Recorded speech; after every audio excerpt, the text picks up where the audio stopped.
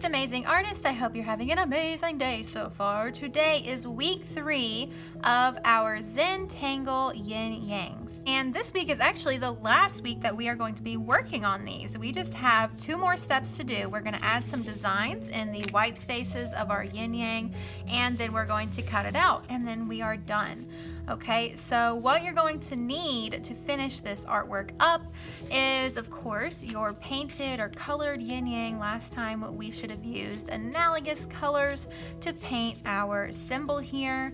You will need a Sharpie or a black marker. You could use a pen, a black crayon. We just want it to be black because we are wanting our designs to be nice and contrasted, and we'll talk about that in just a minute. Okay, so something black to draw with and a pair of scissors to cut it out later, and these sheets. Okay, if you're in my online class, then you will find these 2 sheets in your Google Classroom listed under today's assignment.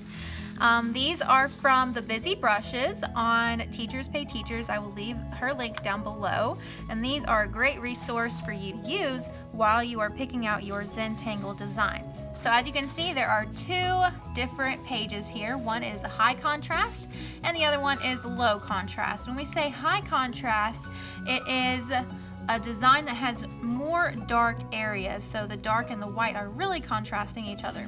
Whenever we say low contrast, there's more white areas, so it's not as contrasted. Okay, so we're going to use these today to help us figure out what kinds of Zentangle patterns and designs we want to add to our yin yang. Okay, you should have a mix of both high contrast and low contrast designs to really get your Zentangle design to pop. Okay, so that's everything that you're going to need today to finish this up. Let's go ahead and get started. The first thing that I want to do is I want to go ahead and take my Sharpie, and I want to carefully just outline where I put the pencil. Okay, so wherever you drew on the first day of this project, we are going to outline it with Sharpie. So since we're using a Sharpie, we really want to make sure we're taking our time. And of course, you know, if we make a mistake, it's not the end of the world, is it? No, we are human. We're not perfect. Mistakes are going to happen.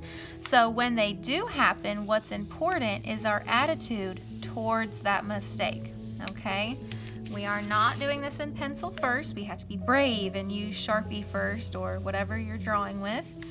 And like I said, if a mistake does happen, our attitude is what matters, okay? So if a mistake happens, we need to stay positive and not let it upset us in any way, because what's great about this project is that we have a lot of different patterns and designs that we can turn our mistakes into if a mistake does happen, okay?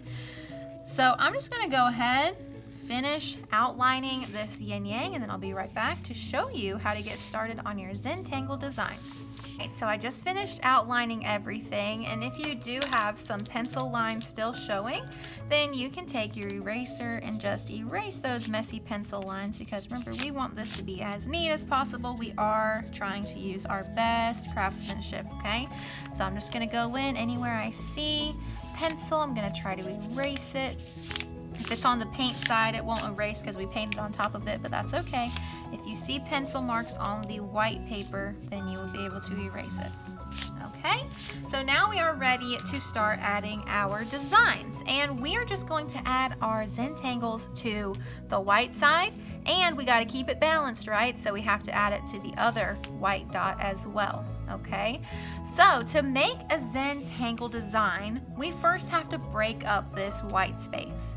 And what I mean by that is this is way too big of a space to start adding your designs. It's a lot easier to do your Zentangles whenever you just randomly break up your space. So I just broke that into 2 pieces, but they're still too big. So I'm just gonna draw some more lines wherever I feel. We don't want to do too many spaces because then we might get confused inside of our Zentangle.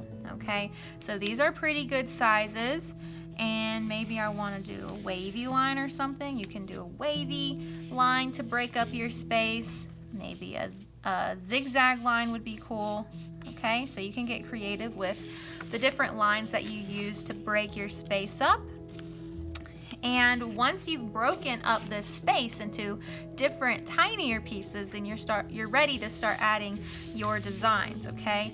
Remember, it's very important we don't make these spaces too tiny. Okay, if you make it too small, then your designs are gonna get way confused and it'll be a lot more difficult. So keep your spaces pretty big and you will be very successful during this part of our project. We also need to break up this little space here, and I think I'm just gonna break it up like that. That's good enough. Okay, since this is already a small space, we don't need to break it up into teeny tiny spaces, but maybe I'll just do one more like this. Yeah, that looks pretty good. Okay, so now in each of these spaces, we are going to choose different designs to put inside of those spaces, okay? And remember, we want a good mix of high contrast and low contrast. We don't want to have all low contrast designs because then our Zentangle will be not as interesting. We want to mix it up a little bit. So I'm going to do a mix of both of these. And let's see, which one do I want to start with? Let's do a high contrast first. Choose this one. This one's a bunch of lines next to each other and it's going all different directions and they're all using diagonal lines. So that's what I'm gonna do in one of my spaces here. Doesn't matter which space you do it in, totally up to you. So I'm just gonna do my best. I'm gonna look at these designs. I'm gonna try to copy it into my space. So I've just chosen to do this space here and I'm gonna put this design into this space. And the closer your lines are, the less white space, right? So the closer your lines are, the more contrasted it will be. So I think I wanna draw another line right there. And then it looks like there's a bunch of lines overlapping each other. So that's what I'm gonna try to do here. So let's go from this side now and do some more diagonal lines, but it's overlapping, so I'm gonna pretend like the lines that I just drew before are on top of the one that I'm drawing now, and now it looks like that line is behind these lines that I drew because I just jumped over it, so it looks like they're overlapping each other. And I'm gonna do the same for my next lines. We want to fill up the whole space, so I gotta keep adding lines to this to make sure this whole space is filled up. I like this pattern because it's pretty simple, easy to follow. It's just a bunch of lines overlapping each other. All right, so there's my first design done. You see how I filled up the entire space using this design as my inspiration. And I think I'm gonna go over and do a low contrast design now. And some of these are pretty simple, some of them are more complicated, so just choose whichever one you are confident in creating, okay? So let's see, I think for my next one, I will do this scaly pattern. I think that looks pretty cool. And let's do that one in this space over here. So for the scales, I'm just gonna do my best to copy what's over here and put it into my design. And it looks like it's just a bunch of curves overlapping each other. So I'm gonna start at the top. I'm gonna do some more curves. And it ends up looking like fish scales, which is pretty cool. So as I'm sitting here doing this design, I am just thinking about how relaxing this part of the project is. That's what Zentangle is all about. It's a meditative doodling. And it's like that because once you start your pattern, you don't really have to think too much about it anymore. You just keep doing the same thing over and over again. You keep repeating the same action. So for this one, I just keep doing curved lines right under each other, just like this. And now that I've gotten the hang of it, I really don't have to think about it too much. I'm just kind of going with the flow and trying to be relaxed while I do it. This should be a very relaxing process for you. It should be low stress and lots of fun. And as I'm running out of space here, my scales are getting smaller and I am done with that section.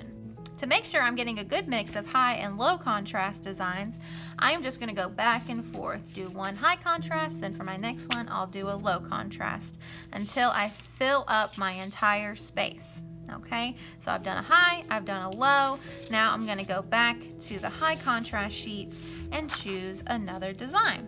I think I'll do this one here where it's mostly black and then it just has white dots inside of it, and I'll do it for this one here. For the ones that you need to color, I recommend drawing your shapes first. So this one has a bunch of circles in it, so I'm gonna draw some big circles, some smaller circles.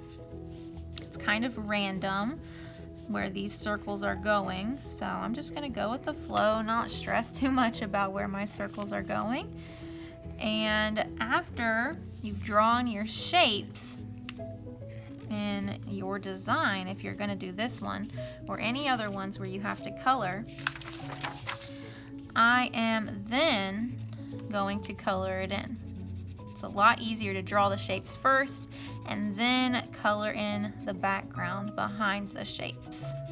All right, I just finished that last high contrast design, and now I'm gonna flip over to my low contrast, and I'm gonna keep doing that for each space. So I'm gonna do one low, then maybe right here I'll do a high contrast. In this space I'll do a low. So I'm gonna go ahead and speed up this video so that you don't have to sit here and watch me do the same thing over and over again. I'm just using these sheets as inspiration to add designs to my yin yang, making sure to do both high and low contrast. Once I am finished, I'll come back to show you the very last step.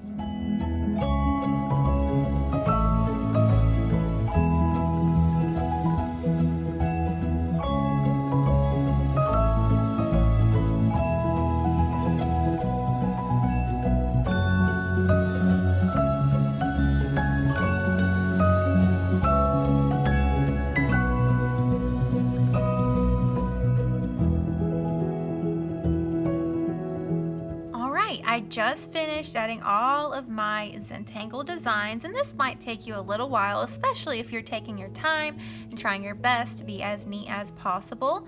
The low contrast designs don't take as long because there's lots more white space, right? But the high contrast ones take a little bit longer because you have to color in those darker areas. All right, and after you have all your patterns added, all we have to do is cut it out. And while I'm cutting, I'm of course trying to take my time so that I don't accidentally make a cut that I do not want to. And I'm cutting right on the outside edge of my yin yang because I want there to be a little bit of that black outline showing. So try your best to do that as well. All right, and there's our beautiful Zentangle yin yang cut out, finished, completed, painted with our analogous colors, and with our Zentangle designs on the other side. I hope you guys learned a lot about balance and contrast and colors during this project, and I of course hope you had a lot of fun. I can't wait to see how your final Zentangle yin yangs turn out. I know they're going to be amazing because you guys are amazing. All right, I'll see you guys next time. Bye guys.